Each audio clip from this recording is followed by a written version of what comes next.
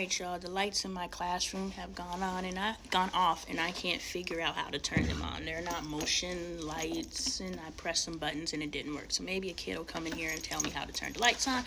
Otherwise, that's the way class is gonna be for the rest of the day. How y'all doing? Today I am a music teacher and know nothing about music, so yeah, it's been free periods up until this point. Really didn't engage with my first period. I just sat and just observed, and I looked at, the pockets. So we had a table of black students, a table of boys, and then a table of girls, Hispanic. And just watching the black students and their behaviorisms and the language that they're using, very aggressive language. It's like, I'm gonna talk stuff and I'm gonna talk stuff, and we're gonna keep upping each other on who could talk the more stuff, and then we wonder why, depending on the energy, because in the second period, cis girl walked up to other cis girl and was just like, how come you only gave me 2 pieces of gum? With that energy. And I'm just like, that is the exact same energy that you will walk up to her and be like, how come you only gave me 2 pieces of gum? So you see, we're moving in the same energy, and we're supposed to just know and read the energy. So here, boom, different energy. Let me change my language, because now we're analyzing so that we can remove a behavior. The physical world manifestation, the body language is the same, the energy is different. And because we're moving in the same body language, somebody who does not have the aptitude to read energy will take this is just how I move, because this little boy got up and walked up on this other little boy, and I was like, hey, we don't need no conflict up in here, because I don't know how they move. And I didn't feel any threatening energy, but the way he was moving up on him, I was just like, yo, we're not doing that. We don't have a cool day. And he was like, no, I'm just going to go talk to him. I was just like, bruh, the way you just walked up on him, you was about to pounce him, period. That's what you were moving. That's what your body language said. So just seeing that these children, shut up. And I was like, is that the language of love? Yes. I was just like, okay. So if your parents told you to shut up, you feel that's love language? Yes. I was like, okay. So I don't know if that's my bell or not, but you guys have to understand, language is important. These kids are creating their identities of self. A lot of it is aggressive. A lot of it is overly animated, where you become a caricature of yourself.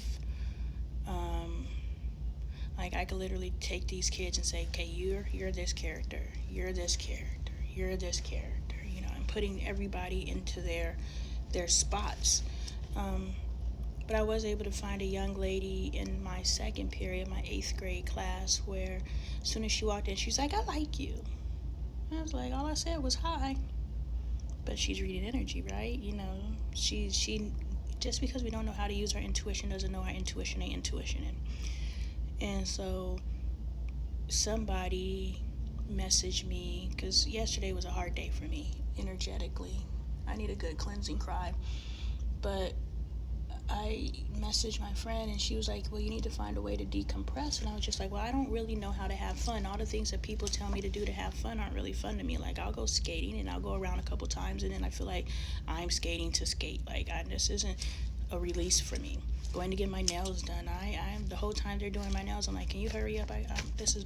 You're wasting my time. So all the things that society tells us that we're supposed to plug into to unplug really are me just plugging more into the system, and I don't want to do it. And so I was like, well, let me ask these kids, and I was just like, what do you guys do to relax? And, they said, plug into this, plug into that, plug into that. And then this young man was just like, do what you want to do. And I was just like, okay, that's what I do. So I think there's something there to do what you want to do. So I think I'm doing what I want to do. It's just that what I want to do is I just want to keep doing. And so I'm thinking maybe I do need to start meditating to clear my mind, not so that I can access higher power, because I move in higher power, but to clear my mind, because what I do need respite from is not mindless chatter. I don't have any issues with mindless chatter. I just need to disconnect. It's God's gonna help me figure this out, because it's just now happening to me. Me really realizing that I don't relax. I don't know how to relax. When I'm on vacation, I'm still pondering. It's always going. Anyway, so I come in and I talk to this young man because he's making sense. He's very self-aware. I don't know if he knows that he's self-aware. He just sees the hypocrisy in the world.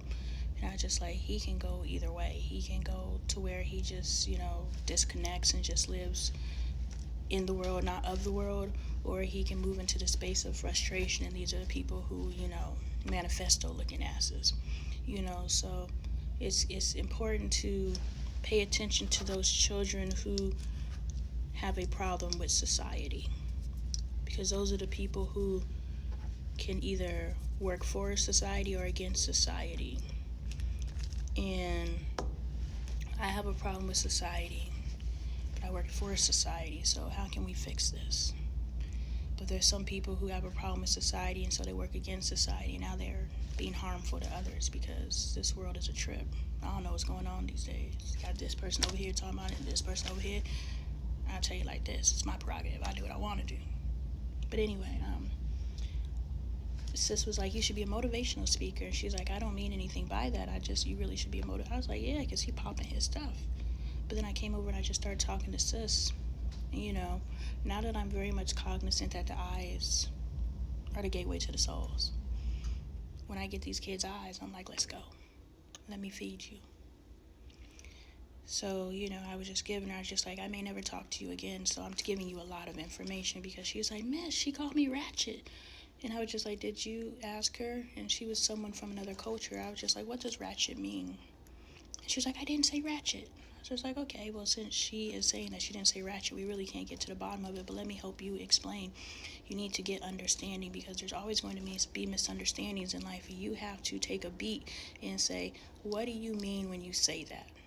And that goes back to when my daughter called Andre fake. She was like, you're fake. And Andre was like, I'm not fake. But if he would have took the time to say, what do you mean by fake? And she would have said, when you oscillate between you're looking out for me and you're not looking out for me, you're my dad and then you're not my dad, all of that is fake love. And he could have said, oh, I see what you're saying. Because his interpretation of fake was, I don't know, just the world, I don't know, it was weird because he started acting fake to show us what fake is. And I was just like, well, that's not at all what we mean when you're fake. What we mean is you're summertiming. Like, love manifests, period. It's not, okay, you've offended me or you pissed me off, so now I'm going to act different. No. And I used to be that way. I used to be fake. But I realized that that's not love. I want consistent, pure love. We're going to run into whatever we run into, and we're going to keep on rolling. Why? Because I love you. And I'm not going to oscillate now. I will have boundaries and standards because you're violating, you're taking advantage. But that's completely different. And there's conversations that are in understanding within that. So anyway, I was able to have the conversation with a young lady, and by the end of our conversation, she was just like, gotta go. All right, the teacher then came in and turned the lights on for me. Alhamdulillah. But my point is, had a really good conversation with her. And just talking to these children, they need the support, because her friend came over and she was just like, my ex-boyfriend, my parents say he's toxic. And I was just like, well, what do you deserve? And, having a conversation with her, because I was like, well, how does he treat you? And she would tell me how she treats him. And I was just like, okay, what do you deserve? And I was like, okay, so if you know what you deserve and you look at the way that he's treating you, it's not that your parents are saying he's toxic. Your parents are saying you deserve better. And until you raise your standards to know that you deserve better, that is what your parents are communicating to you. But they don't know how to communicate with you. So it's that our parents don't have the language to communicate with us effectively in a way that can alter behavior. Which is why you need this information, because I know how to alter behaviors. Now, I said it to her in a way that if she chooses to internalize and elevate herself, she can elevate her standards and realize she deserves way better than she's allowing into her life. But it's the work for her to do. But it's not that now she doesn't know. Here's what your parents are saying. When they say toxic, this is exactly what they're saying. And do you feel you deserve to be treated this way? You do? Then keep on. You don't? Well, understand this person that you are chasing down is treating you this way. And it's a choice. Everybody got choices.